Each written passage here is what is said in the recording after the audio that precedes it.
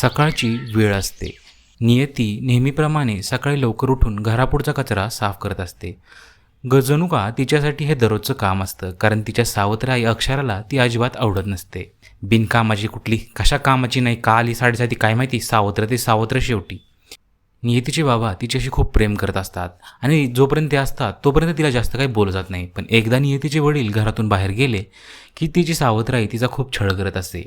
तिचा सख्खा मुलगा अंकित त्यालाही ती सोडत नसे, त्याची काळजी घेत नसेल. पण नियती मात्र त्याला खायला प्यायला, आजारी पडल्यानंतर सगळ्या गोष्टींची काळजी घेत असते. कधी तिला उपाशी राहावं लागलं तरी उपाशी राहते, उशिरा जेवण करते, पण ती स्वतःच्या लहान भावाला कधी एकटं पडू देत नाही.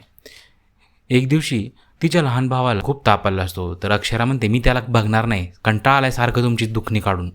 इकडं नियती मात्र त्याची काळजी घेते, त्याला पूर्ण बरं होईपर्यंत त्याच्या पाठीशी उभी राहते. थोड्याच वेळात आपण पाहतो की इकडं आजही ती सकाळी उठून घरापुढे साफसफाई करत असते. तिच्याकडे जाताना बाबा म्हणतात, नियती बाळा मी बाहेर चाललोय, येताना मी तुझ्यासाठी जिलेबी घेऊन येईन, तुला खूप आवडते ना. आणि जेव्हा तो बाहेर येतो तिथं एका कारचा, ज्या कारमध्ये तो जात असतो त्याचा ॲक्सिडेंट होतो आणि पोलीस त्याच्या घरी डेड बॉडी आणते. अंत्यसंस्कारानंतर जेव्हा त्याच्या आईला कळतं तिला हे सहनच होत नाही, हे कसं झालं आणि तिथं बेशुद्ध पडते. नियतीने सगळ्यात आधी पहिल्यांदा तिच्या सावत्राईला एवढं कमजोर पाहिलं असतं. गावचे लोक गोळा होतात आणि पाहू लागतात. त्यातली एक बाई म्हणते, अगं कशाला ठेवली ही मुलगी, सावत्र साडेसाती, गेला ना तुझा नवरा, टाक हिला बी बाहेर घराच्या. पण अक्षरा मात्र काही बोलत नाही. ती आज शांत बसली असते, कोणाला काहीही बोलत नाही. अचानक तिचं लक्ष नियतीकडे जातं, तर नियती सावत्र मुलगी जरी असली तरी सगळं काही तीच बघत असते. घरातल्या लोकांना काय हवं नको, बाबांच्या आठवणी, त्यांच्या गोष्टी, सगळं काही नियतीच काळजी घेत असते. तिच्या आईला थोडंसं काय होईना तिचं मनातल्या मनात कौतुक वाटतं. आता काही दिवसानंतर घरातलं सगळं अन्नधान्य सगळंच्या सगळं संपलेलं असतं. नियतीला हे पाहून खूप जास्त दुःख होतं. एक सकाळी तिकडं अक्षराचीही तब्येत खूप बिघडलेली असते.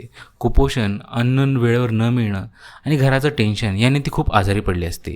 नियती तिची पूर्ण काळजी घेते. तिला बरं होण्यासाठी जे काही जमेल ते सर्व प्रयत्न करत असते. तिच्या डोक्यावर पट्टी ठेवणं का असेना. आता इकडं आपण पाहतो की तिचा लहान भाऊ आज पहिल्यांदा अक्षराने पाहिलेलं असतं. अरे ही मुलगी किती काळजी घेते घराची, मीचा एवढा सुडगोला, पण ही सगळ्यांची किती काळजी घेते. इकडं अंकित रडू लागतो, मला जेवायचं आहे, भूक लागली, घरली काहीच खायला नाही आहे. हे सगळं नियतीने ऐकलेलं असतं. हे पाहून नियतीला खूप वाईट वाटतं. ती ठरवते आणि एक प्लॅस्टिकची बॅग घेऊन बाहेर निघून जाते. जाताच ती लालाच्या दुकानावर निघालेली असते. तिथं जाताना रस्त्यात तिला खूप वाईट विचार येतात की तिला आज काही मिळेल की नाही. दुकानात पोचताच ती लालाला म्हणते, दादा थोडंसं राशन उधार द्याल का, घरी काय घडलं ते सगळं तुम्हाला माहिती आहे ना, मी नक्की तुमचं आज संध्याकाळपर्यंत परत करेन. लालाला तिच्यावरती थोडीशी दया येते आणि तो विचार करू लागतो. तो म्हणतो, ठीक आहे, पण माझंही काही दुकान आहे, हे पैसे कमवण्यासाठीच आहे, मी तुला आजच्या पुरतं जेवढं काय लागेल तेवढं देतो, पण तुला मला लवकरात लवकर उद्या परत करावं लागेल आणि नंतर मी काही देणार नाही. असं म्हणत ती त्याच्याकडे साबुदाणा आणि बाकीच्या गोष्टी घेऊन घरी येते. नक्की तिने साबुदाणा आणलेला असतो ते तिला माहीत असतं कशासाठी. घरी येताच ती आपल्या छोट्याशा स्वयंपाकघरात जाते आणि भिजलेला साबुदाणा, बटाटे यांच्या टिक्की किंवा छोट्याशा गोल चकत्या करून घेते आणि त्यांना तळू लागते. आता हे तयार झालेले साबुदाणा वड्याची सुगंध पूर्ण घरात पसरलेला असतो. अगदी तिखट साबुदाणा वडे तिथं तिने लहानपणी तिच्या आईच्या हातचेच खाल्ले होते आणि ते पूर्ण घराला, गावाला, कुणालाही विचारा एक नंबर असायचे. आता हे झाल्यानंतर ती बाहेरून जाऊन एक गाडा साफ करू लागते, तुटलेला गाडा, आणि त्यावरती सगळं सामान सजवायचं ठरवते. नंतर काही कालावधीत ती गाडा घेऊन रस्त्याच्या मधोमध उभारते. पोटासाठी ते तिला करावंच लागणार होतं. लोकांकडून भीक मागून काही मिळणार नाही, पण कोणी तिच्याकडे येत नव्हतं. थोडीशी उदास होती ती. नंतर दोन नालायक मुलं तिथे येतात आणि तिला म्हणतात, साबुदाणा वडा दे मला. ते आहेत ती मुलं सुरुवातीला तिला उर्मटपणे बोलतात, पण साबुदाणा खाऊन खूप खुश होतात. अरे वा, किती मस्त आहे ते साबुदाणा वडे. संध्याकाळचा सीन असतो. संध्याकाळी ती घरी जाते आणि आईला जाऊन बसते. म्हणते, आई आज खूप कमी कमाई झाली गं, अगदी 20च रुपये मिळालेत, पण हे माझ्यासाठी खूप मोठी गोष्ट आहे.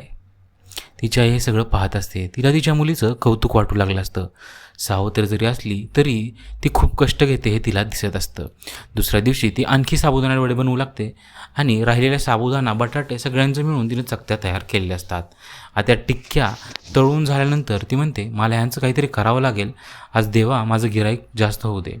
बघता बघता ते साबुदाणा वडे हळूहळू लोक खायला येऊ लागतात. एक म्हातारा आणि त्याचा मुलगा दोघंही ते साबुदाणा वडे खाऊन तिची खूप जास्त तारीफ करतात.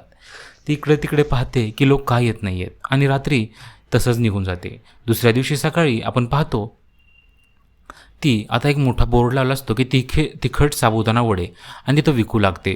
आता जवळपास गावातल्या सगळ्यांना माहीत झालं असेल की तिचे साबुदाणा वडे किती टेस्टी आहेत. एक करत हळूहळू लोक तिच्या गाड्यावरती येऊ लागतात. लोकांना एक जण विचारतो, अगं हे साबुदाणा वडे कसे बनवतेस तू, खूप छान सुगंध येतोय, तिखट तर आहेत ना, गरम आहेत ना. लोकांचे प्रश्न वाढू लागतात. ती सर्वांना समजावून सांगते, एकदा खाऊन तरी बघा, स्वस्त आणि मस्त. तिथले काही लोक ते साबुदाणा वडे खाऊ लागतात. त्यांना ते साबुदाणा वडे खूपच आवडतात. आता हळूहळू त्यांच्या घरची परिस्थिती सुधारते. घरी कामाही वाढली असते. डॉक्टर येऊन अक्षराची तब्येत विचारतात आणि तिला गोळ्याही बरोबर द्यायला सांगतात आणि काळजी घे असंही सांगून तिथून निघून जातात. दुसऱ्या दिवशी आपण पाहतो की रात्री अक्षरा तिच्या मुलीकडून पाय दाबताना पाहून तिच्या डोळ्याला पाणी येते आणि ती तिची माफी मागते. नियती, मी तुझ्यासोबत खूप वाईट वागले गं. सावत्र मुलगी म्हणून मी तुझा खूप छळ केला, पण तू कधीच तुझ्या कर्तव्याला चुकली नाहीस. तर नियतीने तिचा हात पकडला असं म्हणतोय, आई तू काळजी करू नको, आपल्यासोबत सगळं नीट होईल. आणि त्यांचं घर अगदी चांगल्या प्रकारे चालू लागतं. तिचे साबुदाणा वडे खूप फेमस झाले असतात. आता आईही तिला साबुदाणा वडे बनवायला मदत करत असते. त्यांच्या घरामध्ये तिचा छोटा भाऊही आता वाढू लागला असून तोही तिला मदत करायचं बोलत असतो आणि ह्यांचं पूर्ण कुटुंब आनंदात जगू लागतं. मित्रांनो, तुम्हाला वेगळ्या कोणत्या वेगळी कोणती गोष्ट हवी असेल तर कमेंटमध्ये नक्की सांगा. तुमचा व्हिडिओ आवडल्यास नक्की सबस्क्राईब करा.